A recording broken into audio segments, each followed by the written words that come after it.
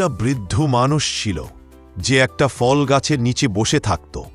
গাছটা ছিল খুবই প্রাচীন আর ফলে ভরা। বৃদ্ধ মানুষটা প্রতিদিন গাছের নিচে বসে ফল খেত আর গাছের সাথে কথা বলত। একদিন বৃদ্ধ মানুষটা গাছকে বলল, আচ্ছা গাছ, তুমি তো অনেক ফল দাও, কিন্তু তোমার জন্য আমি কি করতে পারি? গাছ বলল, আমার কিছুই লাগবে না, তুমি শুধু আমার ফল খাও আর আমার ছায়ায় বসে বিশ্রাম নাও।